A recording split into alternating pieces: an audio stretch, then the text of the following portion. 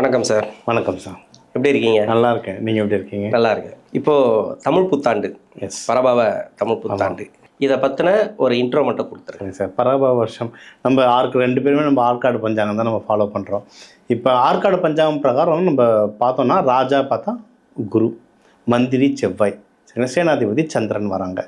Okay, பொதுவாக என்ன சொல்கிறாங்க, குரு பகவான்லாம் வர்றதுனால நம்ம கவர்மெண்ட்டில் நிறைய ரூல்ஸ் மாறும். எந்த கவர்மெண்ட்னு கேட்கக்கூடாது, ஏன்னா எலெக்ஷன் வருது. எந்த கவர்மெண்ட் எந்த கவர்மெண்ட் வந்தாலுமே நம்மளுக்கு வந்து நிறைய ரூல்ஸ் சேஞ்ச் ஆக போகுது. கண்டிப்பாக மெயினாக டேக்ஸ் சம்மந்தமாக நிறைய பாலிசிஸ் சேஞ்ச் ஆகும் அப்படின்னு சொல்லி போட்டிருக்காங்க. இது ஒன்று. அடுத்து உங்களுக்கு வந்து செவ்வாய் சந்திரன்லாம் இருக்கிறதுனால நிறைய மழை வரும்னு சொல்லியிருக்காங்க. மழை எப்படின்னா நார்த் இந்தியா, இப்போ பீகார், உத்தரகாண்ட் பக்கம் பயங்கரமான மழை வரும், ரொம்ப வெள்ளம், நிலச்சரிவுகள் ஜாஸ்தியாக நடக்கும்னு சொல்லியிருக்காங்க. தமிழ்நாடு பொறுத்த வரைக்கும் அந்த அளவுக்கு இருக்காது, ஆனால் கனமழை இருக்கும். பல மோஸ்ட் ஆஃப் த தண்ணீர் வந்து கடலோட சேர்ந்துடுற மாதிரி இருக்கும். அதாவது என்னன்னா நம்ம சேமிக்க முடியாத அளவுக்கு மழை வந்து கடல்ல நீர்ல சேரும் அப்படின்னு சொல்லியிருக்காங்க. மக்களுடைய பணம் நிறைய விஷயத்துல விரயமாகும்னு சொல்லியிருக்காங்க. செலவாகும். மக்களுடைய பணம்னா என்ன, கவர்மெண்ட் மூலியமா செலவாகும். இப்போ இந்த மாதிரி ரொம்ப அதிக மழை வந்ததுன்னா எவ்வளவோ சேதாரங்களாகும். கண்டிப்பாக இது எல்லாமே இதெல்லாம் நடக்கும்.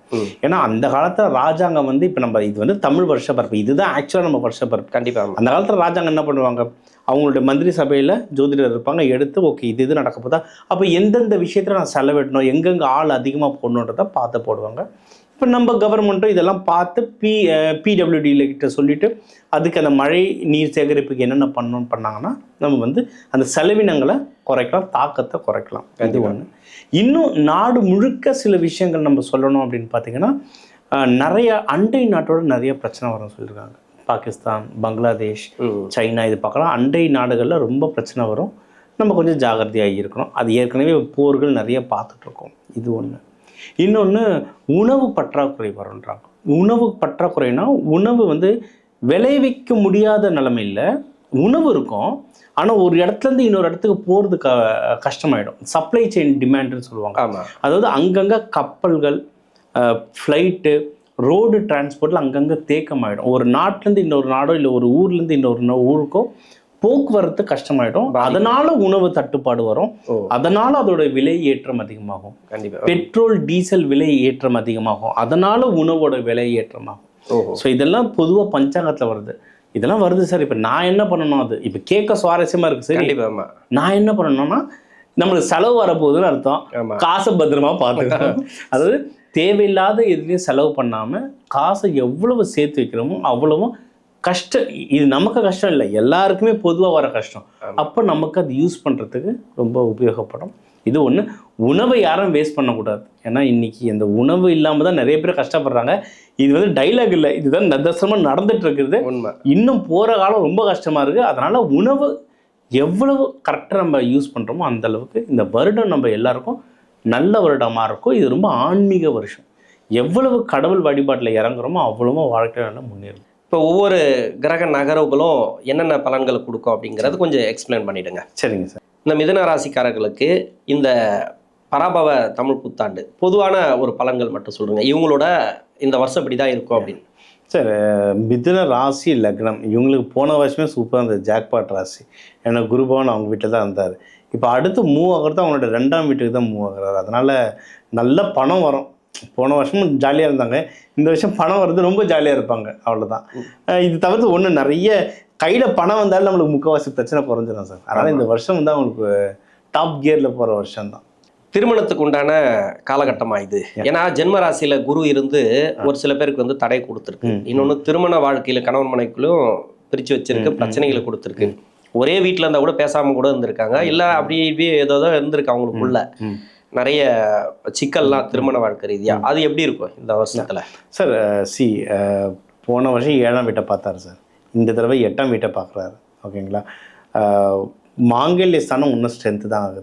அவங்களுக்கு வந்து திருமண வாழ்க்கை நல்லா தான் இருக்கும். நல்லா இருக்கும். கல்யாணம் ஆகாதவங்களுக்கும் கல்யாணம் ஆகிறதுக்கும் அதிகமான வாய்ப்புகள் இருக்குது. கண்டிப்பாக. ஜஸ்ட் என்னென்னா 4 நட்சத்திரம் போய் பார்க்கணும்.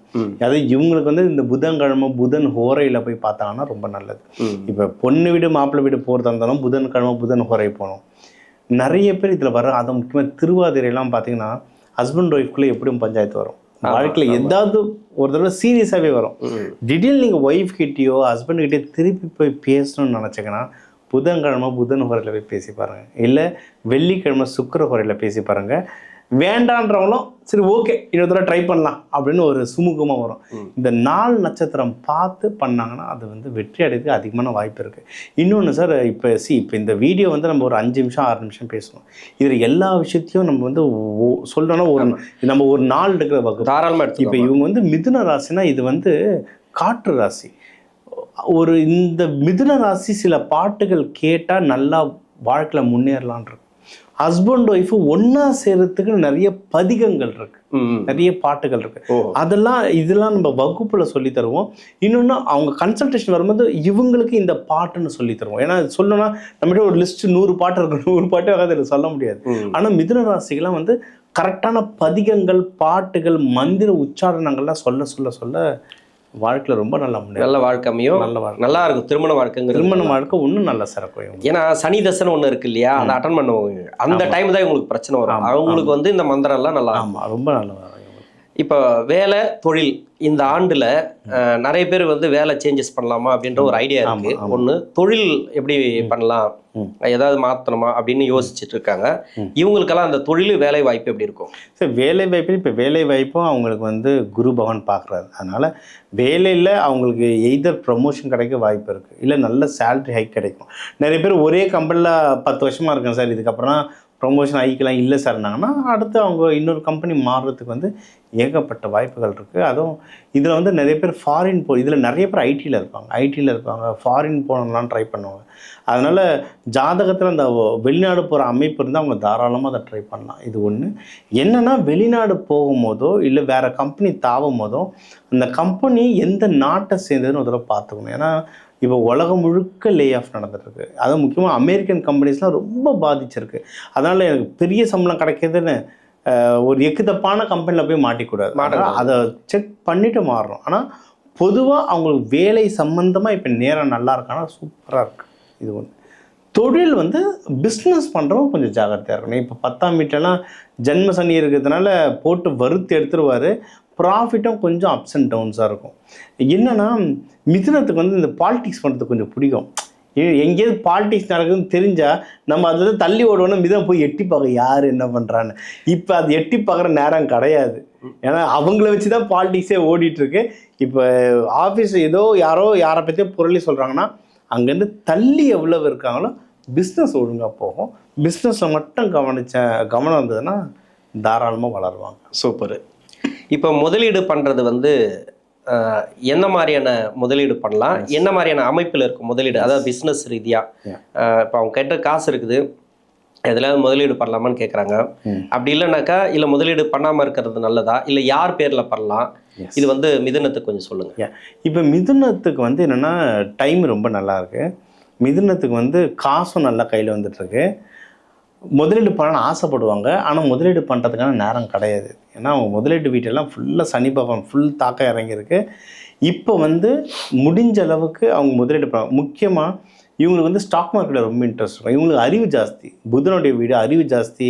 மார்க்கெட்டில் இந்த கம்பெனி மேலே போகும், இந்த கம்பெனி கீழே இறங்க சொல்லுவாங்க. இவங்க சொல்லி 10 பேர் வாங்கி ப்ராஃபிட் ஆகிடுச்சுன்னு இவங்ககிட்ட சொல்லுவாங்க. நம்ம சொல்லி அவனுக்கு வந்திருக்குன்னா எனக்கும் வரன்ட்டு இவங்க போடுவாங்க, கவுந்துரும். என்னன்னா இவங்க வந்து மற்றவங்களுக்கு சொல்லலாம், இவங்க இப்போ போடக்கூடாது. சரிங்களா? இவங்க வந்து ஸ்டாக் மார்க்கெட்டில் போடுறது நல்லது கிடையாது. இன்கேஸ் அவங்க வந்து இன்வெஸ்ட் பண்ணுன்ற சூழ்நிலை வந்தால் அகெயின் ஜாதகத்தை பார்த்து இப்போதைக்கு வீடா நகையா எதில் போட்டால் நல்லதுன்றதை பார்த்து போடணும். ஒன்று. அப்படி இல்லை எனக்கு சுத்தமாகவே இப்போ எனக்கு சனி தசை போயிட்டுருக்கு, ரொம்ப டைம் டஃப்பாக இருக்குன்னா வீட்டில் அவங்க ஒய்ஃப் பேரோ பிள்ளைங்க பேர்லையோ யார் பேர் நல்லா இருக்குது, யார் ஜாதகம் நல்லா இருக்கோ அவங்க பேரில் முதலீடு பண்ணுறது இப்போ வந்து ரொம்ப ரொம்ப நல்லது. ரொம்ப சேஃப். உடல்நிலையும் கடனும் எப்படி இருக்கும்? கடன் பிரச்சனை தீருமா? உடல்நலம் சம்மந்தப்பட்டதில் நிறைய பேருக்கு ப்ராப்ளம் இருக்குது. மருத்துவ செலவு ஏதோ ஒன்று எடுத்துகிட்டே இருக்காங்க, ஏதாவது ஒரு மருத்துவ செலவு அது இதுன்னு வந்துகிட்டே இருக்குது. அது எப்படி இருக்கும்? சரி, மிதுனத்துக்கு வந்தால் என்ன சார், மோஸ்ட்லி ஸ்கின் அலர்ஜி வரும், இந்த ரெஸ்பிரேட்டரி ப்ராப்ளம், கொஞ்சம் இந்த மூச்சு திணறல், தோள்பட்டை வலி, இதெல்லாம் தான் மோஸ்ட்லி மிதுனத்துக்கு வரும்.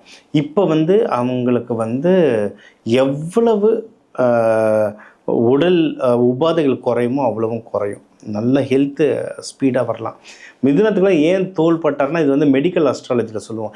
எவ்வளவு ஓவர் திங்கிங், எவ்வளவு ஓவர் ஸ்ட்ரெஸ் வருதோ அவ்வளோ தோல் வலிக்கும். அதனால் நாங்கள் மலர் மருத்துவம் தரும்போது நான் ஸ்ப்ரே மாதிரி தருவேன், தோலில் அடிக்க சொல்லி. அது மோஸ்ட்லி மிதுனத்துக்கு தான் தருவேன். என்னென்னா அந்த ஸ்ட்ரெஸ்ஸு அதிகமாக போக போக தோல் வலி வரும். சரிங்களா? அதனால் இவங்களுக்கு ஸ்ட்ரெஸ் இப்போ குறையிற நேரம், இவங்களுக்கு வந்து உடல் உபாதைகள் எல்லாமே குறையிற நேரம்.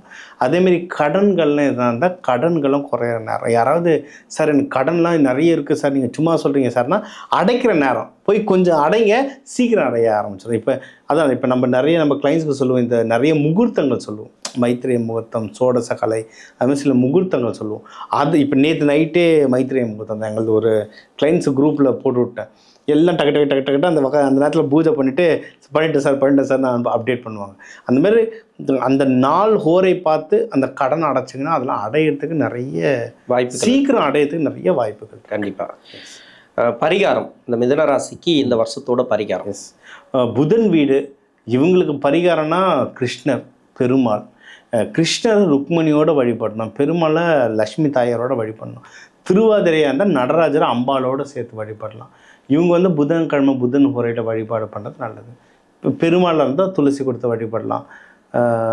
இவர் சிவனாக இருந்தால் வில்வம் கொடுத்து வழிபட இந்த வருஷம் வந்து அவங்களுக்கு ரொம்ப சிறப்பாக இருக்கும். எஸ், நன்றி சார்.